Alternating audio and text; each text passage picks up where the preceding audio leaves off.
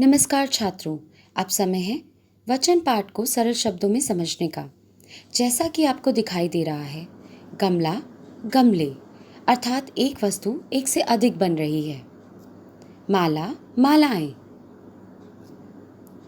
तो वचन की परिभाषा कहती है शब्द के जिस रूप से संज्ञा के एक या एक से अधिक होने का पता चले उसे वचन कहते हैं। अर्थात वचन का अर्थ है संख्या बताने वाला। वचन के दो भेद हैं, एक वचन और बहुवचन। एक वचन शब्द के जिस रूप से उसके एक होने का पता चले उसे एक वचन कहते हैं। उदाहरण खिड़की, जूता, लड़का। बहुवचन शब्द के जिस रूप से उसके एक से अधिक होने का पता चले उसे बहुवचन कहते हैं। खिड़कियाँ, जूते, लड़के।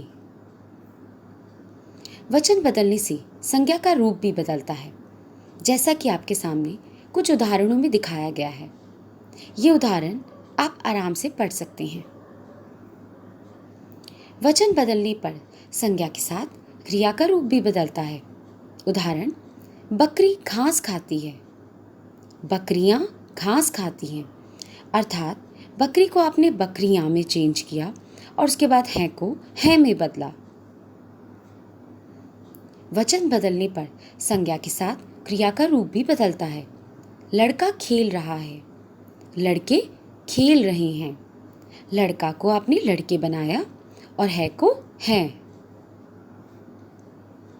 कुछ संज्ञा शब्द एक वचन और बहुवचन में एक जैसे रहते हैं, जैसे एक लड्डू, दो लड्डू, एक पेड़, कई पेड़।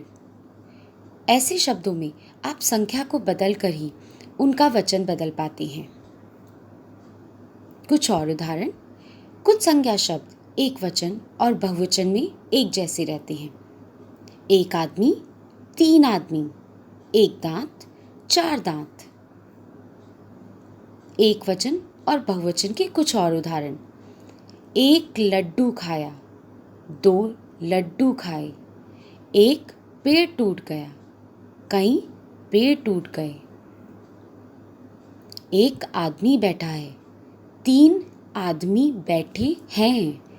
एक दांत खराब है, चार दांत खराब हैं। एक वचन और बहुवचन में एक ही रूप में रहने वाले कुछ शब्द हैं, गिलास, हाथी, घर, हाथ, बादल, फल, सैनिक, मोती, आंसू।